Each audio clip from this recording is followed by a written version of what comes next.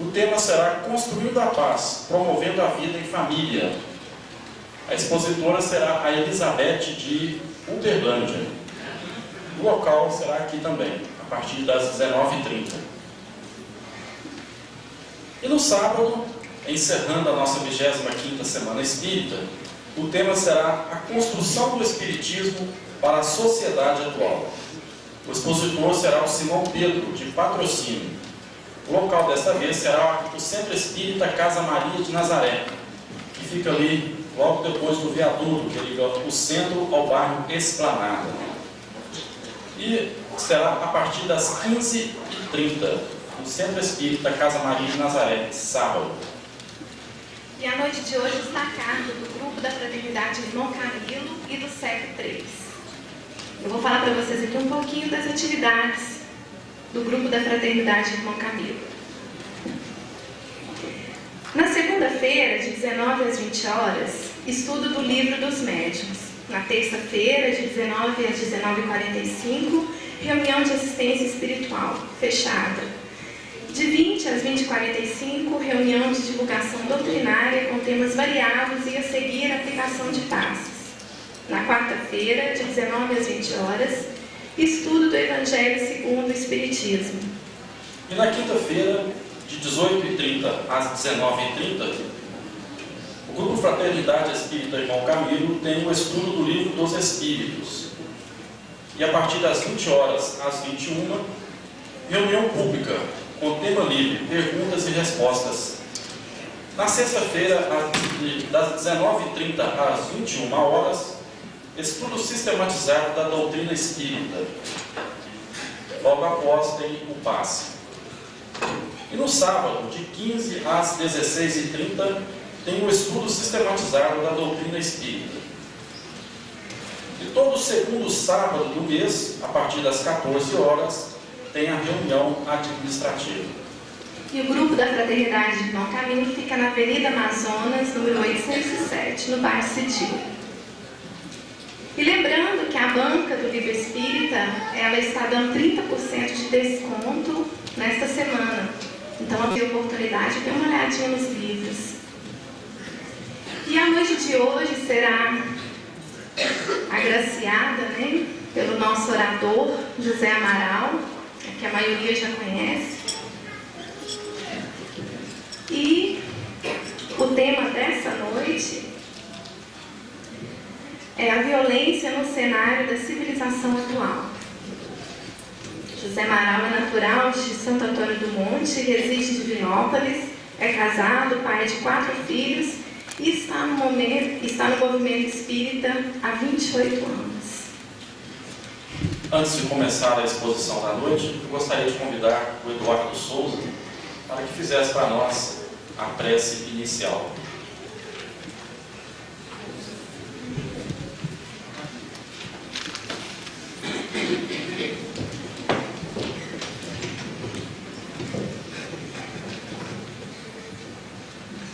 Boa noite a todos. Vamos elevar o nosso pensamento a Jesus, nosso Mestre, a espiritualidade amiga, responsável pelos movimentos da caridade em nossa cidade, e solicitar deles as vibrações saudáveis, tranquilizantes, para o momento que ora teremos. Mestre Jesus, contamos com Sua presença em nosso meio, por intermédio de mensageiros abnegados, que aqui vêm para inspirar a mensagem desta noite. Queremos solicitar de Ti, Senhor, o entendimento para recebermos essas mensagens e podermos aplicá-las no nosso dia a dia. Que esses mesmos amigos, seus mensageiros, possam envolver o nosso amigo José Amaral, para que receba essas vibrações na dosagem exata das necessidades aqui presentes hoje. Que o Seu amor sempre esteja conosco, Senhor. Que a Sua paz possa sempre nos alcançar. e que esses amigos nunca nos abandonem. Que assim seja.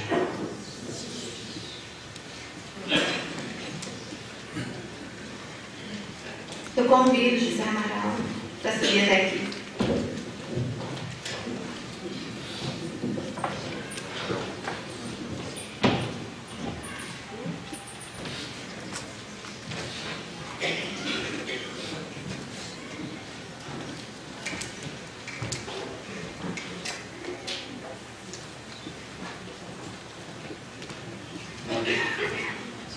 Boa noite.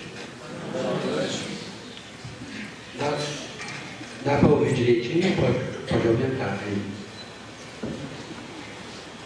É com grande alegria que a gente está mais uma vez aqui. Particularmente eu tenho que agradecer muito a Deus por poder estar aqui com vocês mais um ano. Depois de algumas traulitadas, a gente consegue chegar a mais uma Semana Espírita de Divinópolis. A voz mudou um pouquinho, ela está mais sexy, mas a lá Dom Corleone, no Poderoso Chefão, que aí fica mais ou menos parecido, mas eu acho que dá para entender. Não vai atrapalhar muito, não. É com alegria que a gente tem condições de, nessa noite, discutir temas que às vezes passam pelo nosso cotidiano como sendo uma coisa muito ruim. Mas só o fato de a gente poder discutir sobre eles já nos dá uma certa tranquilidade, que nós temos a paz interior, que a cultivemos e que a coloquemos para fora. O tema é pesado, foi escolhido pela equipe que está coordenando a Semana Espírita desse ano, mas nós vamos tentar traduzir, né, da melhor forma possível. Quando a gente fala de violência no cenário da civilização atual, não é muito difícil a gente constatar. É só abrir o olho, é só abrir os jornais. É a gosto do consumidor, é alusões a essa violência. A história do ser humano no planeta Terra é uma história de violência, é uma história de guerras, porque nós mal saímos de um planeta cuja condição evolutiva era primitiva, entramos num mundo em que a categoria passa a ser de expiações e provas, e estamos no auge, no momento de transição entre esse planeta, cuja categoria é de expiações e provas, para um mundo em que vai prevalecer um estado de convalescência, um estado de regeneração. Então, o aprendizado que nós estamos vivenciando é muito rápido, muito contundente, e às vezes a exacerbação chega a nos sufocar. De tal forma que essa plataforma, esse slide, nos mostra exatamente o que a gente é bombardeado todos os dias. Eu já vou dizendo que nós não vamos falar só disso, mas é isso que é a proposta do tema. É essa violência. Ao longo da história nós tivemos, como eu disse, 60 mil guerras. E ainda é na guerra que a gente às vezes se compraz. Nós adoramos uma desavençazinha. Menino, mas eu vou te contar uma coisa. Nós gostamos de uma encrenca. Tanto é que se a gente estiver na nossa casa tranquilo escozinhança, um bate-boca qualquer que aumenta o tom de voz, você já começa a procurar um esquema para se aninhar numa janela que tenha um furinho que sirva como controle para você observar.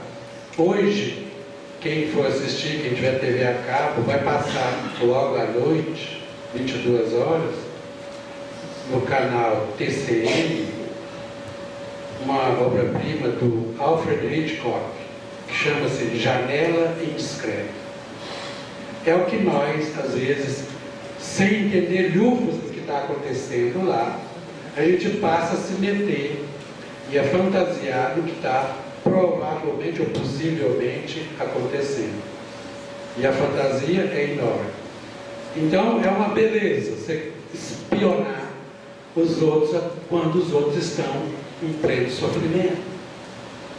Nós ainda não aprendemos, porque nós estamos enraizados muito mais no instinto do que naquilo que nos categoriza como seres humanos.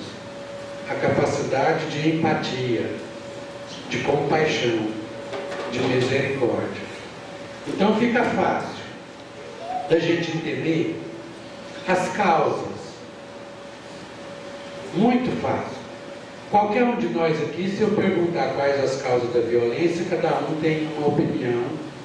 E às vezes a ciência procura mergulhar mais especificamente. E é uma das coisas mais difíceis que tem, é determinar causas para esse tema.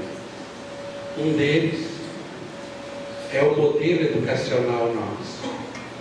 Nós ainda estamos sofrendo um ranço de darwinismo, em que a seleção passa pela competição exacerbada, o acotovelamento. Então o nosso modelo educacional é genuinamente competitivo. E a competição, no pior sentido, no sentido de deslealdade.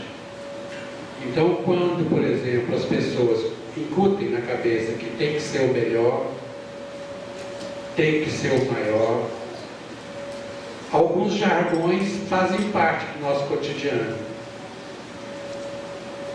É a pessoa que tem que procurar sempre o primeiro posto. O segundo já não interessa mais. Sábado nós falávamos no programa Projeto Futuro que é impressionante a gente ver como que a gente desdenha do segundo lugar para frente. Numa Olimpíada, o indivíduo, 10 indivíduos, 8, 9, eu não sei o número,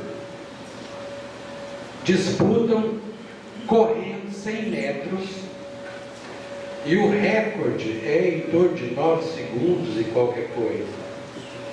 50 segundos, 9 segundos e 52 décimos de segundo. 9 pessoas correndo, o primeiro lugar chega 9 segundos e 52. Cravo. O segundo lugar chega 9 segundos, 51 décimos de segundo e mais alguma coisa. E já não vale nada. Chegou em segundo. E o esforço que ele fez durante 4 anos treinando, e os mesmos problemas, as mesmas agruras, é a nossa sociedade.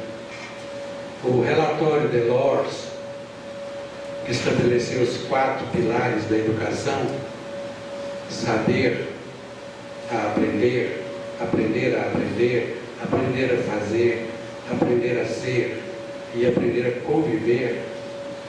Nós damos ênfase nessa sociedade em que a ênfase é a competição, a informação, ao conhecimento, e a gente fica só na intelectualidade, que não consegue mergulhar na profundidade do que é o ser humano. Então a gente não se preocupa com os outros pilares, a gente preocupa mais com o conhecimento. E nem é no aprender a aprender, a gente fica mais pela disputa. Eu sei mais, eu sou melhor, eu posso mais. Quem é que é capaz de dizer que, por exemplo, alguma escola esteja pautando todo o seu conhecimento, toda a sua estrutura educacional no aprender a conviver?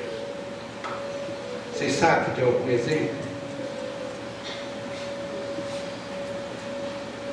Raríssimos. E mesmo assim, ainda continuam com os resquícios dessa competição. Sempre a pauta fundamental é: tem que ser, porque senão você não vai conseguir, no mercado de trabalho, um lugar melhor. Aí a pessoa embarca. O aprender a conviver precisa da solidariedade. Olha os valores que nós não cultuamos na nossa sociedade. Por isso é uma sociedade violenta.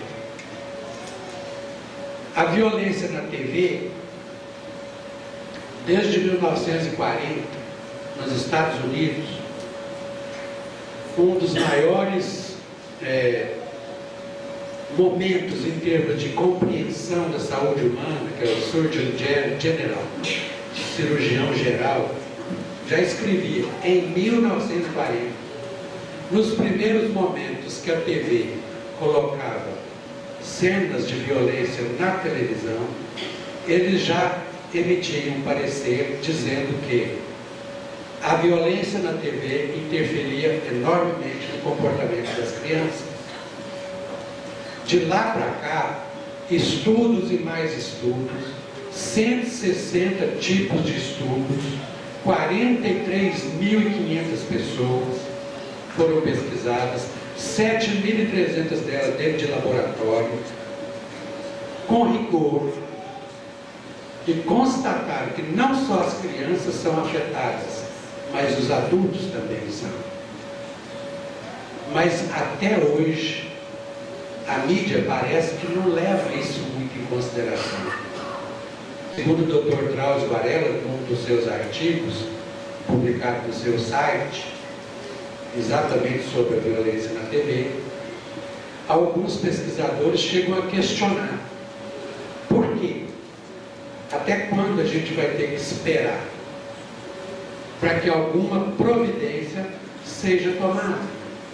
Será que nós teremos que esperar o mesmo tanto que tivemos que esperar para se decretar oficialmente que cigarro tinha relação de causa e efeito direta com os cânceres de pulmão, com as doenças pulmonares?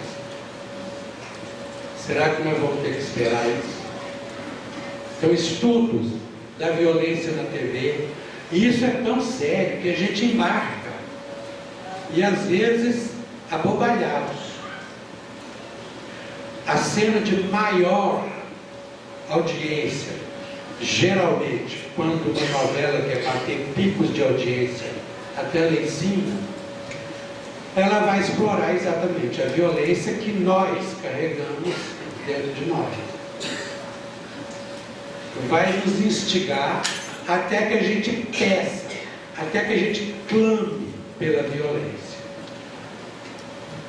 Quer ver? Essa pergunta eu estou fazendo esse ano exatamente para instigar as pessoas a pensar sobre isso. Se eu fizer uma pergunta aqui dentro dessa sala: quem aqui é a favor de marido bater em mulher?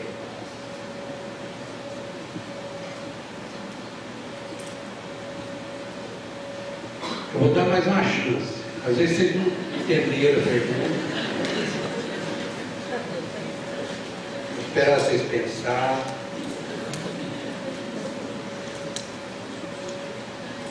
Tomar uma aguinha, porque o meu fonoaudiólogo falou que é para me falar só com água. Quem aqui dentro é a favor de marido bater em mulher? Vice-versa. Mas o exemplo que eu vou dar é marido bater em mulher, que geralmente é mais comum,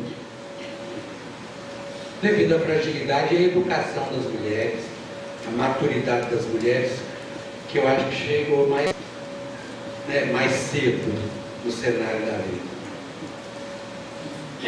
Vocês têm certeza que ninguém vai levantar a mão? Então tá. A novela Páginas da Vida, um dos capítulos que maior audiência deu, que arrebentou lá em cima na audiência, a cena era o marido espancando a esposa. Alex, personagem, espancando a esposa Marta. E se você andasse na rua, você escutava dentro das casas: bate, mata essa desgraçada, dá mais um por minha conta.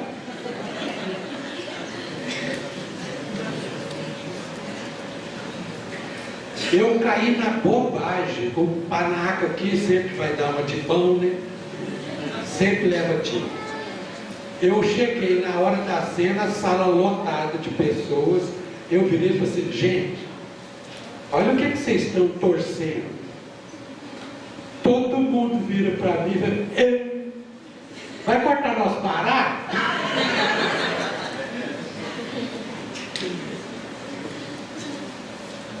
Percebe? Abobalhados, nós damos sustentação a princípios, valores e crenças que não acreditamos, que não fazem parte dos nossos princípios. Nós contrariamos o que pensamos, porque somos levados emocionalmente a vivenciar aquilo. E naquele momento, e outro, se você acrescenta isso, a violência que os pais, indiferentes, se tem ou não criança pequena na sala, completamente indiferentes, se uma criança de 8, 9 anos de idade, descumprindo pelo menos a recomendação que as TVs colocam na hora que começa o programa, as TVs estão corretas, colocam lá: esse programa é inadequado para menores de 14 anos. Os pais se preocupam com isso. Criança na sala assistindo a cena, o marido espancando e a família toda: vai, mata. Oh, graças a Deus, até que enfim ele reagiu. Essa novela de agora inverteu. A própria atriz é que agora é a vítima. Está todo mundo torcendo para ela revidar. Está todo mundo torcendo para ela trair o marido com o cara da mercearia. Tem gente que já está rezando. Tem gente, olha, mas demorou. Está demorando demais. Ao invés da gente entender que essa violência a gente está assimilando de forma gratuita, porque a gente não critica, a gente não questiona, a gente engole.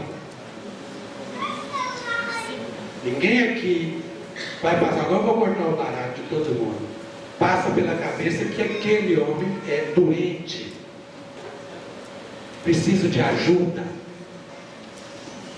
precisa de bons terapeutas, porque ele é frágil, extremamente adoecido. Qualquer terapeuta com um olhar um pouquinho mais voltado para uma diagnose sabe o que ele está sentindo. E nessa hora todo mundo torce para a violência. Quero ver a sangue. Quero ver a sangue. É a violência que está em nós, que nós negamos. E a gente fala que a violência está no mundo. A violência está lá fora. Está no jornal. Está na mídia. Está no filme. A gente não quer saber que está aí dentro de nós. Essa violência negada, ela é complicada. Outro aspecto da violência. Um dos fatores que mais agravam é o alcoolismo. pesquisas feitas com ratos, nem tudo que faz com rato serve para seres humanos. Mas nesse caso, colocaram um rato na gaiolinha e ele descobriu que toda vez que ele chegava um focinhozinho no buraquinho que tinha na gaiolinha dele, a pessoa que estava coordenando liberava para ele um drink, uma cachaçinha, o que é equivalente a uma cerveja, equivalente a um drink qualquer. E o ratinho acostumou com aquele negócio, toda hora eu chegava um focinho. E a pessoa que estava pesquisando condicionou, não, estabeleceu que só era permitido para o ratinho 2 drinks. 2 drinks.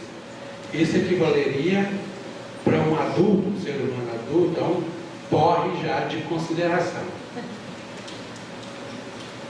Na hora que ele ganhava os 2 drinks dele e começava a acabar o efeito, ele começava a entrar já, depois de um determinado momento, que já estava crônico, já estava viciadinho, o pessoal começou a controlar e não dava para ele mais.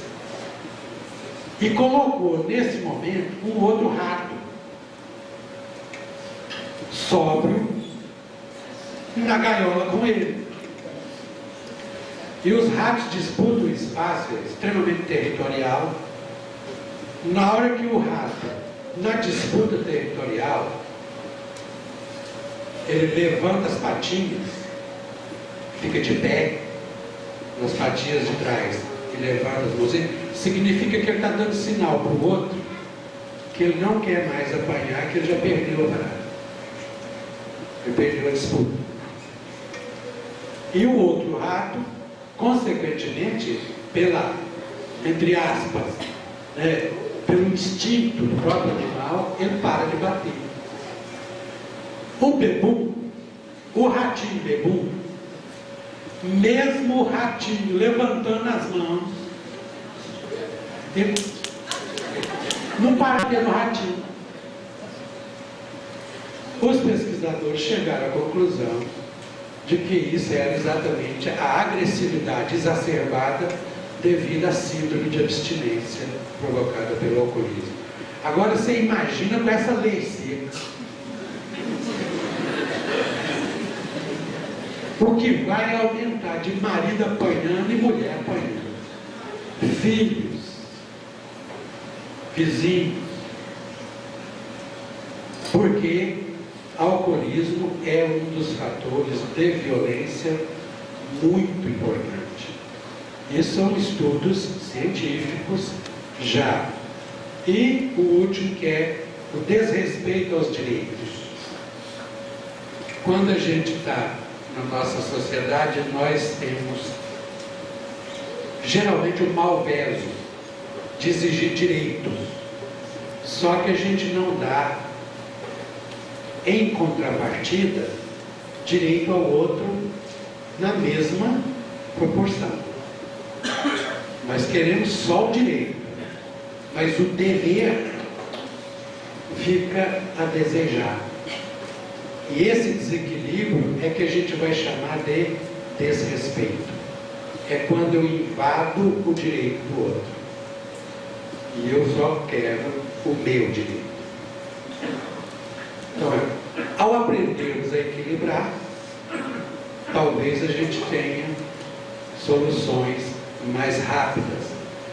Uma das coisas mais dramáticas é exatamente isso. É a pessoa se arrogar, é daí que vem a arrogância. Arrogar o direito sempre maior do que o outro. Direito de condenar, direito de julgar. Quando a gente fala, por exemplo, de violência, e eu disse agora mesmo, agora a gente pode fazer uma reflexão mais profunda, a violência em nós, ela é negada, porque a gente não admite que ainda estamos regidos pelo instinto. mais, né, e moralmente no nosso cotidiano a gente é mais instinto do que a racionalidade, do que aquilo que nos transforma em seres humanos. Essa violência negada em nós é uma violência perigosa, por quê? Porque ela pode espocar a qualquer instante, através de um surto de raiva, aquilo que Daniel Goleman chama de sequestro emocional, a raiva e fatores emocionais interferindo, pode nos levar exatamente a essas causas sociais, que é muito mais complicado de se fazer pesquisa para determinar causas da violência, porque aqui é muito difuso, todo mundo sabe. Se você perguntar a qualquer pessoa, vai falar que causa da violência, superpopulação, nem sempre. Pesquisas com ratos dizem que se você colocar um vasilhame de comida, ainda está, não estou me referindo a esse artigo do Dr. Drauzio Varela, se você coloca uma aglomeração de ratos disputando aquele mesmo alimento, a violência é exacerbada. O que não se verifica nos seres humanos. Ele mesmo, no livro dele, Carandiru, ele teve a oportunidade de verificar isso. Quanto maior a concentração de prisioneiros, né, na época do Carandiru, no pavilhão 5, se não me engano, que era onde iam para lá os mais temidos da prisão, quanto maior a concentração de pessoas, menos violência se tinha. Porque as leis são rígidas, muito mais rígidas.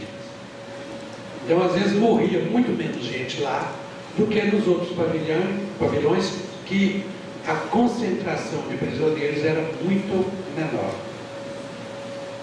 Funciona para os ratos, mas não funciona para os seres humanos. Tá vendo? É difícil de constatar nesses aspectos aqui, ó, aspectos emocionais. Tem gente que às vezes, simplesmente por causa de um crime chocante, exacerba a violência. Nós vimos há pouco tempo uma criança de 6 anos que foi arremessada na janela. Eu fiquei lá em casa refletindo a respeito disso. Toda televisão que você colocava, todo jornal que você via, estava falando do crime. Não passava outra coisa. Você desafiava, tá lá todo mundo falando. Eu falei assim, gente, que fenômeno é esse? Aí eu fui procurar no Evangelho alguma coisa que me desse uma luz. Isso é tão humano, essa coisa das pessoas irem para a porta, mesmo sem saber se são culpados ou se não são, já se sentem no direito de condenar, julgar e condenar. E vão para a porta e gritam, assassinos. Alguns mais afoitos jogam pedras, atiram pedras. E não é para passar longe, não, é para acertar. Aí eu, nas minhas reflexões com os meus botões, pensador livre, conforme a doutrina espírita me permite fazer essas reflexões, eu estava lá lembrando de Jesus de Nazaré, quando ele foi colocado à prova, porque pegaram uma mulher em adultério, levaram ela para a praça pública e já estava tudo preparado para apedrejá-la. Já tinham condenado, julgado, condenado, e já estava na parte da execução. Aí chegaram perto de Jesus e viraram para ele e falaram assim, ela foi pega em adultério. Diz a lei que nós temos que lapidar. O que o senhor acha? Jesus, nessa hora, você percebe a sabedoria plena, quando você vê que não tem nenhum retoque. Ele agachou e deu tempo e ficou desenhando no chão, escrevendo. Dizem alguns que eu estava escrevendo no chão assim, ó, corrupto, traidor. E o povo chegou olhando aqui e já começou a ficar com a pulga atrás da orelha. Aí eles insistem, o que a gente deve fazer? Ele vira e fala: aquele que estiver sem pecado, atire a primeira pedra. Os mais velhos saíram primeiro, porque eles eram mais maduros. Então eles saíram primeiro porque caiu a ficha. Eu não tenho direito de julgar, eu não tenho direito de condenar, porque eu sou também passível de errar. Então deixou as pedrinhas cair e ó, um por um. No final sobrou ele e a mulher. Cadê os que te condenam? Não existe mais, eles foram embora. Eu também não. Vá e não pegues mais.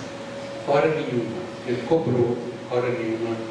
Ele falou nada para a mulher. Deixou que ela trabalhasse com a própria consciência.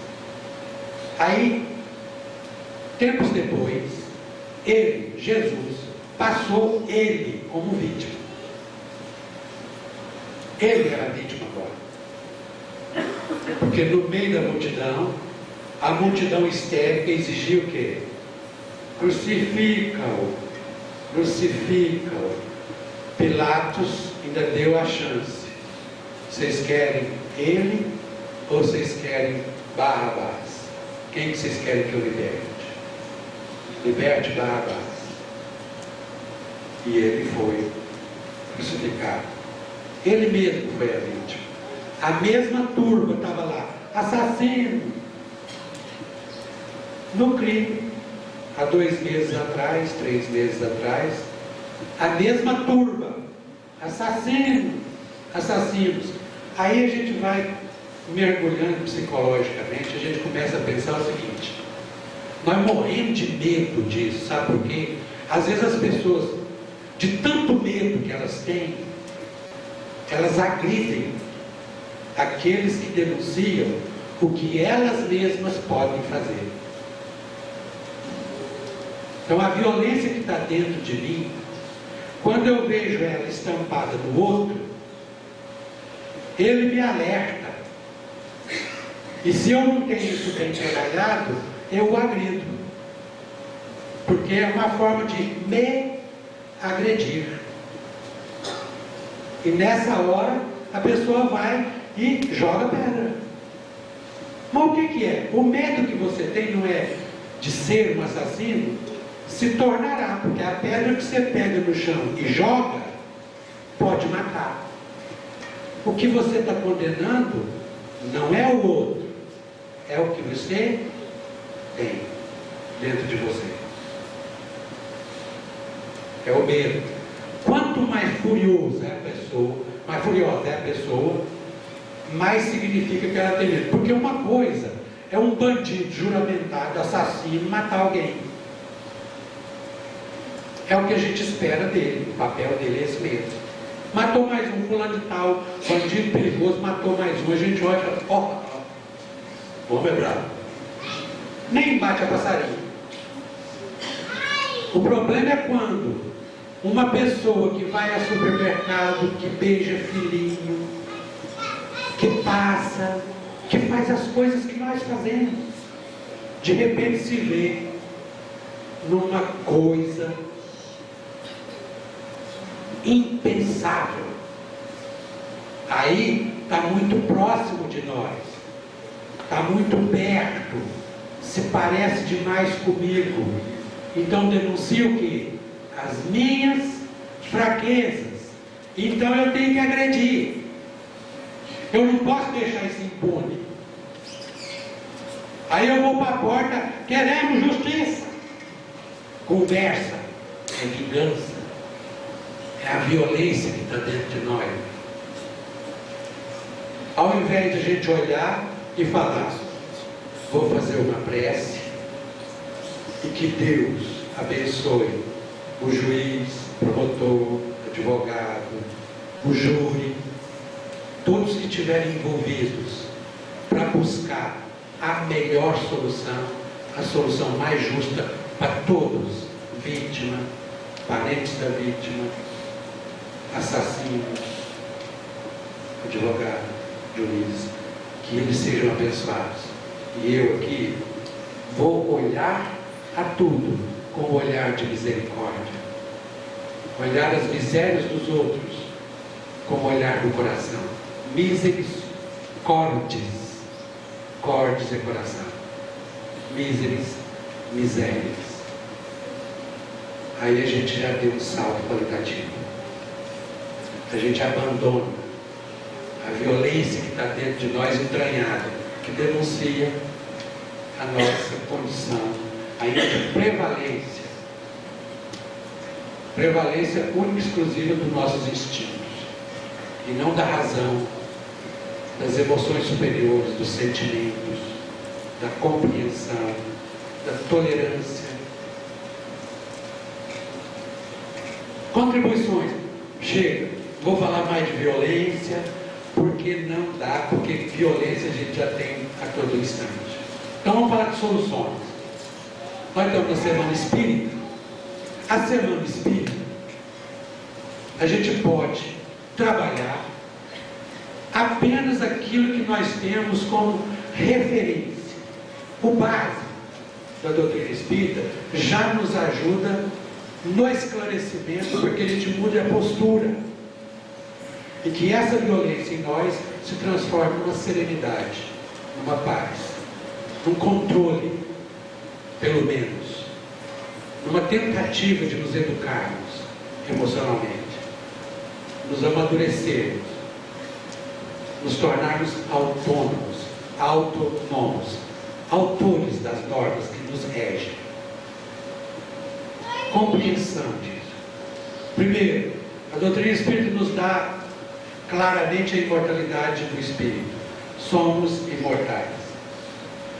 Se não morremos, então no mínimo a gente tem que prestar atenção numa coisa. Eu existi antes, vou existir depois. Esse período que eu tenho encarnado é meramente uma fase, uma etapa.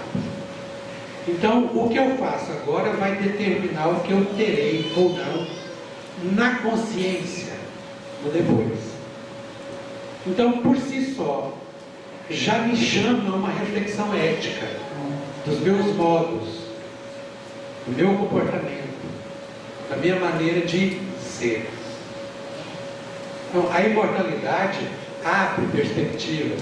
Eu não vou viver só de berço a túmulo. Expande a visão. E eu vou ter que encontrar com vocês daqui a 200, 500, 1000 anos. Nosso projeto não é só para essa existência nesse planeta. Então, já é uma abertura boa. Segundo, dá sentido real ao Evangelho. A doutrina espírita resgata o sentido na raiz do Evangelho, que é a aplicação prática do Evangelho. Traz o Evangelho e a prática evangélica para o nosso cotidiano e sustenta isso de forma lógica.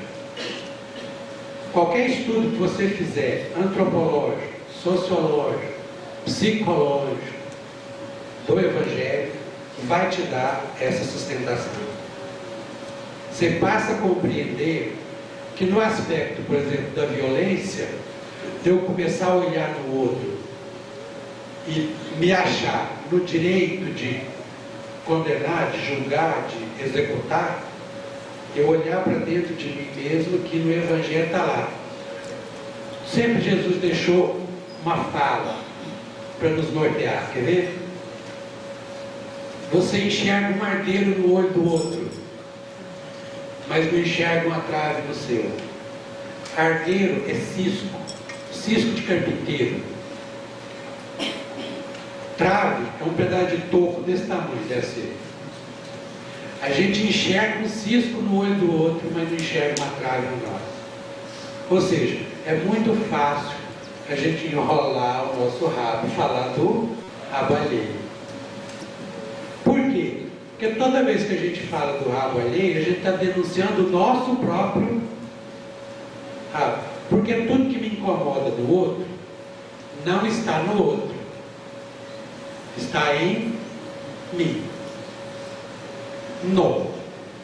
Nessa hora. Então aquela vizinha chata que eu só de olhar para ela, o fígado fica 3 dias intoxicado. Pode olhar para ela e veja bem, analise bem o que você menos gosta nela. Não está nela, está em você. Tudo que você menos gosta do outro, porque te incomoda muito, não está no outro, está em você mesmo. Porque você é o incomodado. O outro não está se incomodando com ele.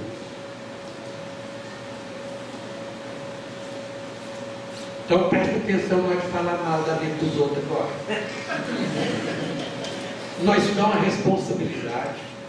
Evangelho, a não maledicência, a compreensão, a compaixão, sentir a dor que o outro sente. Isso tudo é linguagem moderna. Empatia. Aqui, empatia. Eu me empatar com o outro, igualar, sentir o que o outro está sentindo, ver pelo olhar do outro, compreender o que ele compreende e respeitá-lo por isso. Respectos, olhar o que está atrás, fazer uma leitura do que ele traz em sua história.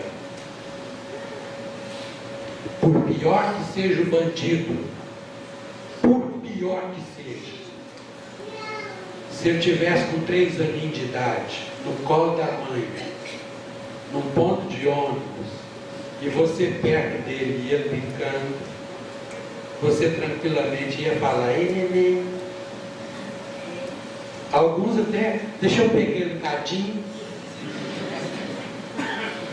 Respectos, olhar o que está atrás e respeitá-lo pelo que ele é, em toda a sua história, não pelo que ele fez ou fará, mas pelo que ele é ao longo da história e pelo que ele poderá ser no futuro. O Evangelho nos abre essa perspectiva. Mata o medo da morte. O nosso medo é sempre o medo da morte. Por quê? Porque ninguém vive tranquilamente por causa desse medo que está no nosso inconsciente. Ninguém aqui atravessa uma rua tranquilamente. Atravessa sem olhar para um lado e para o outro. Por que você não atravessa sem olhar? Alguém aqui que está viajando, chega num boteco daqueles de rodoviária, daqueles bem, e vira para a pessoa e fala: me dá um quibe desse aqui. Não é quibe, não, é ovo. E abana os mosquitos. Você tem coragem de comer um croquete daquele sem rezar e pedir tudo quanto é anjo da guarda que tiver em plantão para vir te dar uma força? Medo da morte. A doutrina espírita não faz com que a gente, sem medo da morte, a gente fique temerário. A gente passa a ter muito mais consciência da necessidade de nos preservarmos, de cuidar de nós mesmos. Mas o medo da morte já não fica tão doentio. Por quê? Porque nós sabemos que a morte não existe. E isso é uma esperança não mais alicerçada numa coisa vaga. Ela pode ser colocada na prática. Revela para nós a reencarnação. Através da reencarnação a gente descobre que nós somos passageiros desse momento, mas que atuaremos. E que isso que nós estamos vivenciando são momentos de aprendizado. E não adianta, às vezes, que nós não aprendemos com as pessoas que estão do nosso lado. Porque as pessoas que estão do nosso lado são escolhidas a dedo para ficar do nosso lado. Geralmente são esposas, maridos, sogro, sogra, irmão, que só da gente olhar a gente pensa, meu Deus, eu não sou daqui. Que coisa, meu Deus do céu. Mas é ali que a gente precisa estar. Não adianta querer fugir. Quantas vezes as pessoas vêm conversar com a gente e falam assim, Zé, eu não aguento que a mulher mais não. Dou conta mais não. Nossa Senhora, Zé do céu. Eu não nasci para isso. Me ajuda, Zé Fernando. Eu fico doido para a gente falar assim, larga. E aí sai com a mão na cara e fala assim, se der errado, eu vou, Zé. Não me meto nessas conversas de jeito nenhum. Porque a pessoa, ela não quer reconhecer que aquele é o pé torto perfeito para corrigir o seu pé torto. Porque tudo que você olha no outro que te incomoda é o que vai fazer você consertar. Então você dá uma olhada. É por isso que a gente, o Dr. Paulo Galdense, que é bom fazer esse tipo de análise. O Dr. Paulo Galdense, ele fala assim, ó, as pessoas sempre buscam os seus opostos. Uma pessoa racional, muito metódica, vai buscar quem para se casar? Segundo ele, um busca-pé sem vareta, que é a zunheteza. É olhar na esquina. O caboclo custa sair de casa, porque é tudo certinho, arrumadinho. O caboclo, segundo ele, tem tudo no tempo e na hora. Você pode acertar relógio com ele. Ele sai às 3 horas da tarde, acerta. Ele sai todo dia às 6, às 3 horas. Tem caderneta de poupança que deposita todo dia de 17, 5 dias. Tudo certinho. Vai se encantar na hora que vê uma pessoa que é um busca-pé sem vareta, totalmente zureta. Aquele só bate o olho e fala assim, nossa, achei minha alma gêmea. Depois de um mês, descobre que é algema. Mas vai encarar. Na hora, vai encarar. Morro de dó. Por quê? Porque passa o tempo e ele vai tentar fazer da pessoa uma pessoa igualzinha a ele. Aí ele começa, essa roupa não pode. Pelo amor de Deus, você está falando alto demais. Então, tenta chegar nos eixos. Tem que rezar para não conseguir colocar no eixo. Porque se colocar, aí perde o encantamento. Aí já olha assim, não dá. Sai na primeira esquina, encontrou os busca-pé sem vareta, mais bonita do que a outra, e fala, é essa que eu quero. Larga uma e pega a outra. E vai de galho em galho. E não resolve o problema, porque o problema está onde? A reencarnação nos mostra exatamente essa necessidade que nós temos de viver com os diferentes, viver com as pessoas que nos instigam a pensar sobre nós mesmos e não colocar a culpa no outro. Aí incentiva a tolerância, a percepção. O que é que o outro está exigindo de mim e para que eu aprenda com ele e aprenda me transformando, me melhorando. Aí é a hora da maturidade, da autonomia, falar alto. Cadê? Nos dá força nos momentos de dor.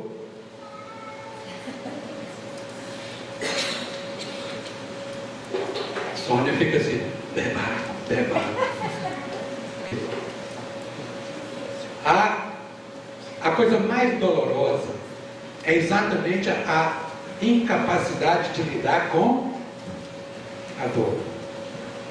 E aí qualquer dorzinha se transforma em sofrimento. Obrigado.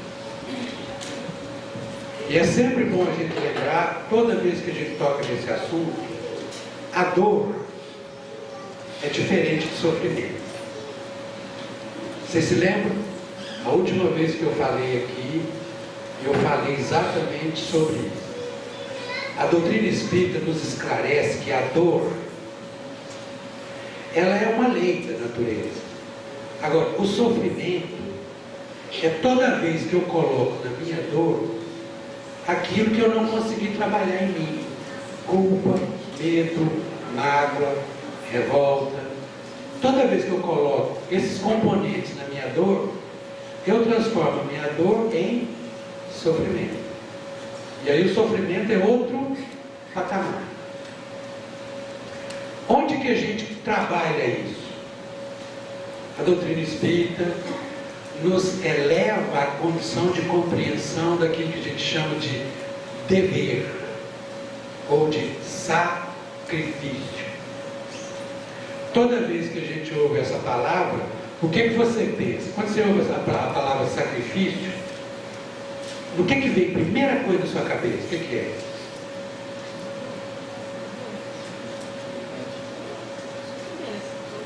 Sofrimento, tá vendo? A gente sempre associa sacrifício com sofrimento. E aí que está. Para ser sacrifício, na compreensão hoje, que a doutrina é capaz de nos dar, que o cristianismo é capaz de nos dar, para ser sacrifício, não pode haver sofrimento. Se tiver sofrimento, já não é sacrifício mais. Sacro ofício, ofício sagrado, ato sagrado. Quando eu vou praticar um ato sagrado, esse ato sagrado tem que ser livre e consciente. Por isso, prazeroso. Sônia, lá na nossa reunião, ainda falava, quando a gente discutia sobre isso, uma mãe, 3 horas da manhã, filho com 39,5 de febre. Se você quiser afastar essa mãe do lado do filho, ela quer? Não. Por quê? Porque o bom para essa mãe é estar ali, coçando a mãozinha, encostando a mãozinha, passando a mão na cabeça, porque é aí que está o prazer do sacrifício, cara. Eu quero, conscientemente eu quero. Me tirar dali é que eu sofro. Se me tirar dali, eu sofro. Isso é que é sacro ofício, ofício sagrado. É o que Jesus fez por nós. Hora nenhuma Jesus sofreu. Ao contrário, ele sentiu prazer em nos ajudar. Debaixo de uma cruz, cusparadas, todo tipo de piadinhas, carregando rumo ao Gólgota e feliz por dentro. Por quê?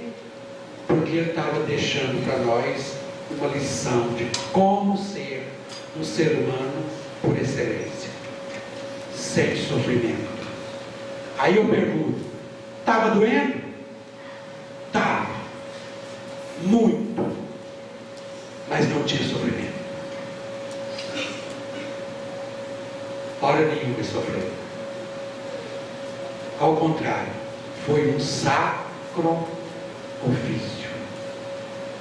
Na missa, eu me lembro de uma professora de filosofia que falava, uma das coisas mais bonitas na hora que o padre fala, e Jesus, levantando-se, tomou livremente a paixão. Livre e conscientemente tomou a sua paixão. Por isso não reclamou, porque era sacro ofício. Aí, há pouco tempo a gente estava vendo, e essa historinha faz parte dessa reflexão. Uma senhora que foi tomar café na casa de uma amiga na década de 60, essa historinha está na internet, no site Momento Espírito, está lá. Essa senhora, na hora que ela chegou na casa da amiga, a amiga virou para ela e falou assim: já quer café? Eu falei: aceito sim. Muito ou pouco açúcar? Não, sem açúcar. A senhora não gosta de açúcar? Adoro. Mas por que a senhora não toma café com açúcar? É porque na época da Segunda Guerra Mundial, no campo de concentração, eu e o meu marido, nós tínhamos direito a 1 quilo de açúcar, que era a nossa ração pela semana. Eu sabia que o meu marido não conseguiria tomar café sem açúcar. Então eu, sem ele saber, abri mão da minha parte, para que ele pudesse tomar o seu cafezinho com açúcar. E eu aprendi a tomar café sem açúcar. E depois que a guerra acabou, eu continuei como se fosse uma celebração da memória desse tempo que fez crescer. Sacro ofício. Isso é sacrifício. É nessa hora que a gente começa a entender que a doutrina cristã, esclarecida pela doutrina espírita, nos ensina a romper qualquer dor sem sofrimento, com galhardia, com coragem, com perseverança, com capacidade de superação, e nos dá paz ante os desafetos do lar. Por quê? Porque a gente aprende a olhar para aquela pessoa e a tirar da pessoa tudo que ela tem de melhor, tudo que ela tem de bom. Às vezes, na hora que o momento estiver muito triste, muito difícil, começa a pensar nas coisas mais gostosas que vocês vivenciaram. Eu vou dar uma dica para vocês.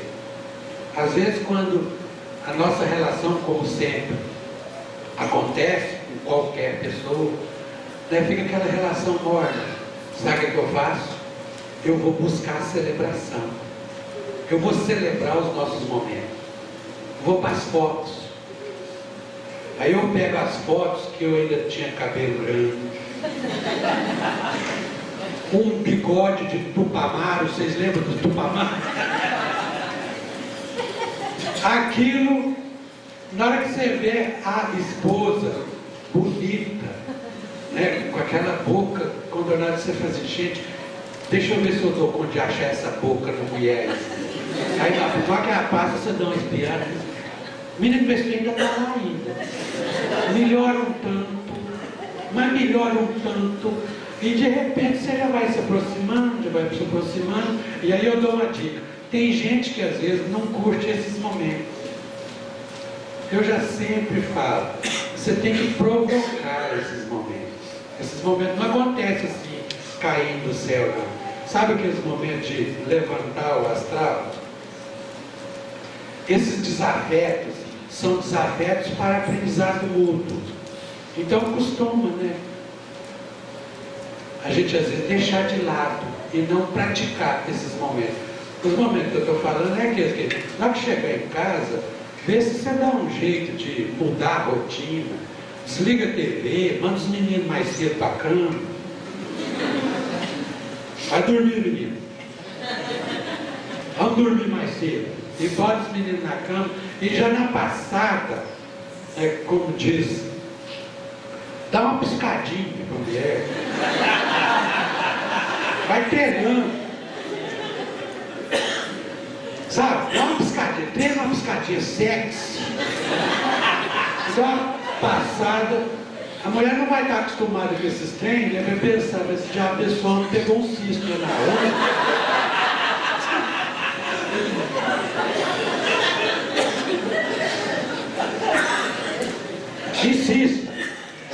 Insista. Se ela não entender, vai afunilando a linguagem. Passa perto e dá um beliscãozinho suave. Ela já dá uma olhada. É só tá mal intencionado. E pronto. E você vai ver que os desafetos são muito mais afetos do que a gente imagina. E a gente rompe o obstáculo. Então vai treinando. Tem gente que já está treinando aqui. Tem que ser mais sexo, sabe? Que aí vale a pena. Depois vocês me contam. Nos diz que Deus se mostra através de nossa consciência. Deus fala conosco através da nossa consciência. Ele se manifesta em nós através da nossa consciência. Então não adianta a gente querer tapear Deus. Não adianta.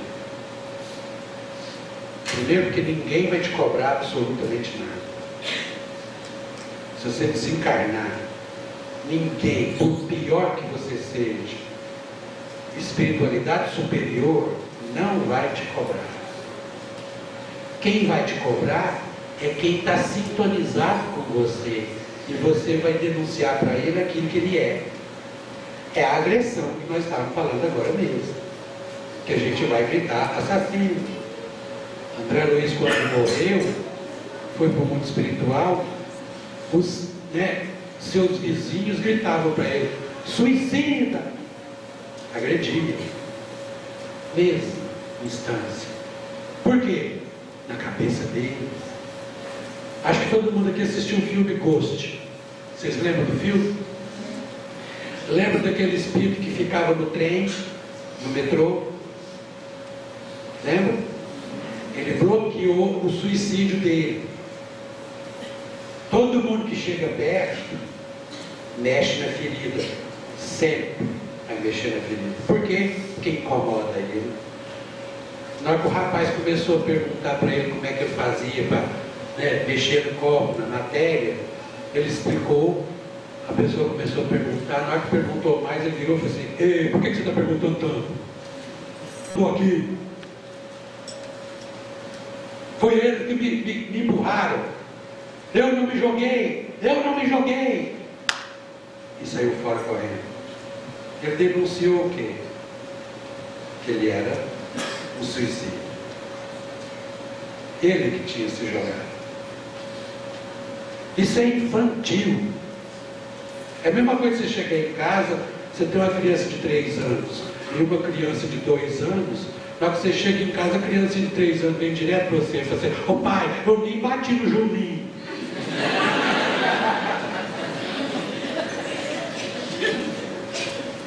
Precisa explicitar mais que ele bateu.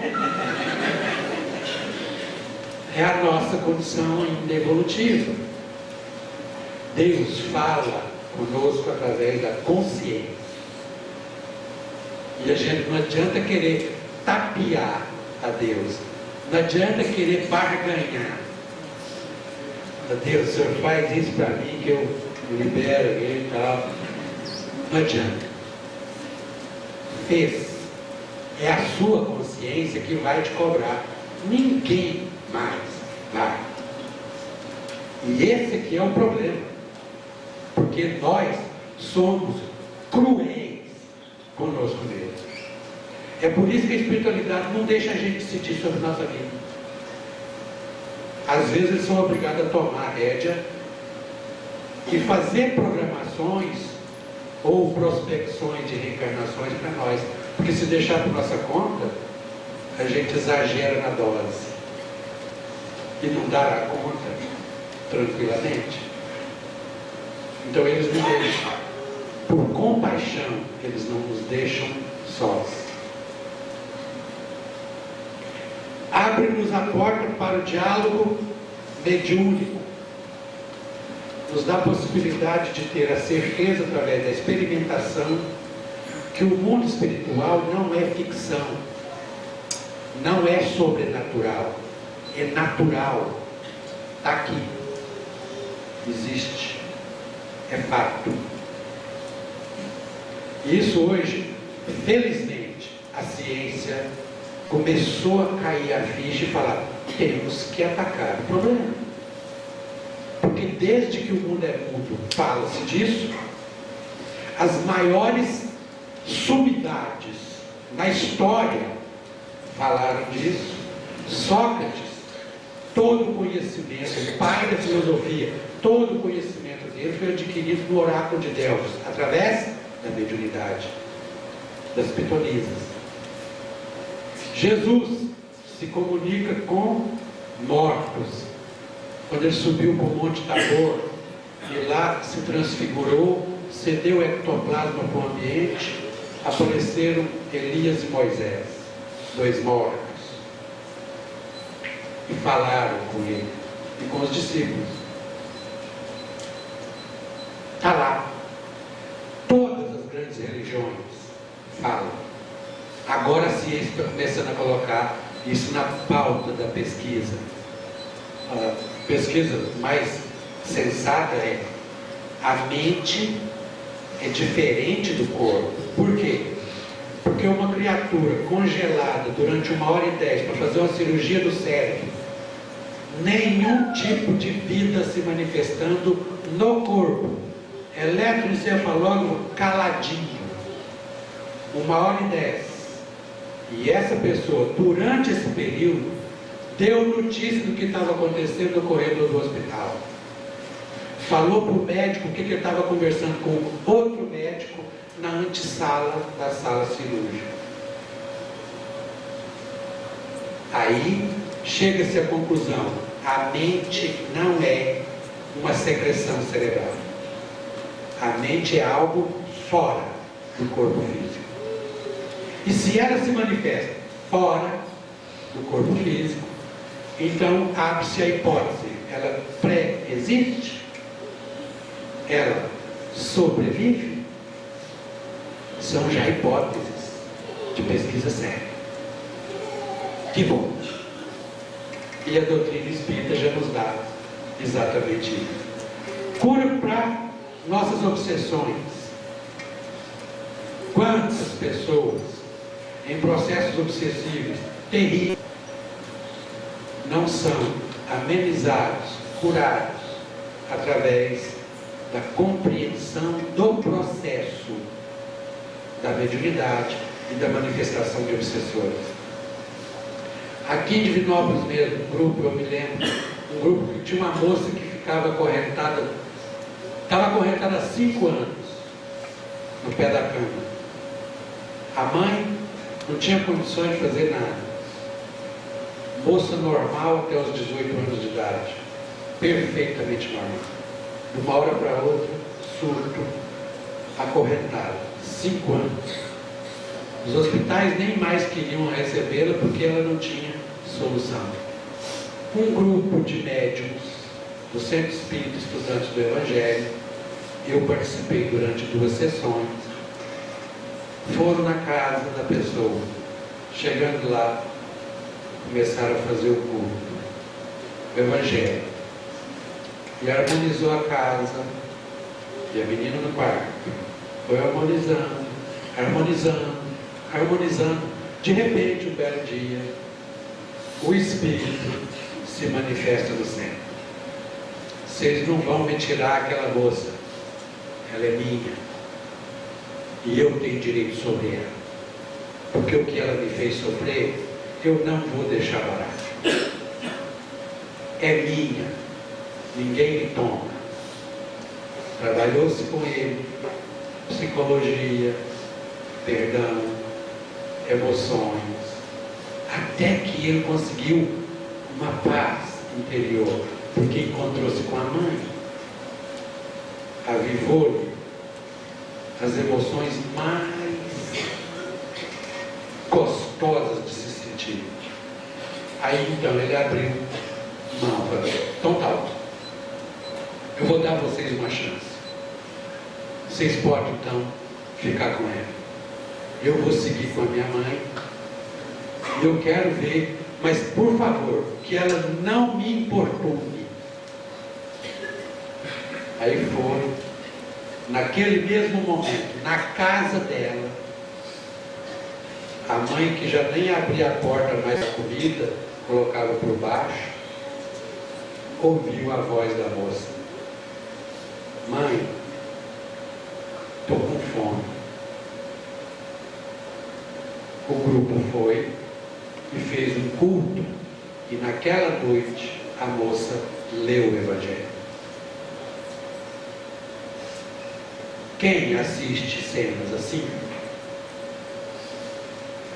não tem como negar. Aqui em Divinópolis, vizinhos nossos.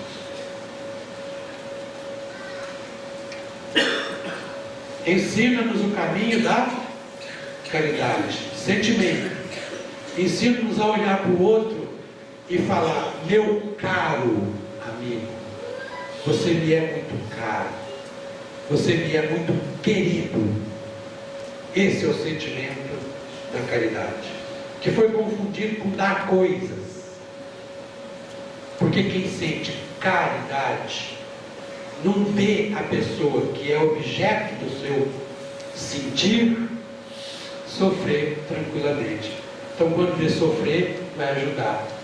E na ajuda, o ato de ajudar passou a ficar mais importante na caridade do que a própria caridade. Resgatar o sentimento.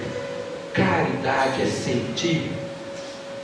Paulo de Tarso, São Paulo. Nem que eu distribua toda a minha riqueza, nem que eu fale a língua dos anjos, mas se não tiver a caridade, não tem sentido. Outra, para finalizar, esclarece-nos que os inimigos são instrutores. O duro é você olhar para o inimigo e ver nele um instrutor. O que esse cara, o que essa cara quer de mim? Você que sabe. Você que tem que saber. Porque é o seu problema. É a sua transformação. Isso agora já ficou até claro para nós, já ficou? Então tá. Revela-nos a fé racional. Não uma fé no sentido de crença. Credere, dar crédito a. Uma fé no sentido de fides, fidelidade ao ser das coisas, conceito filosófico. Fidelidade, aquilo que é. Então já não tem medo mais. Fé racional é aquela que encara a razão em qualquer época da humanidade. Não tem medo. É por isso que ela não se abate. É por isso que ela é sólida. E ela se transforma facilmente em obras. No agir. Ela sai do campo do pensar e vai para o agir. E para finalizar, para que a gente entenda o que é apaziguar, eliminar de nós, paulatinamente, a violência, que não vai acabar de uma hora para outra, ela ainda continuará em nós. A gente precisa de treinar a lidar com as nossas raivas, com os nossos medos, com os desrespeitos. E quando a gente aprender, talvez a gente entenda na prática o que Mahatma Gandhi vivenciou. E deu-nos a dica. A força de um homem e de um povo está na não violência. Experimente. É só experimentar. Muita paz, doutor. Obrigado.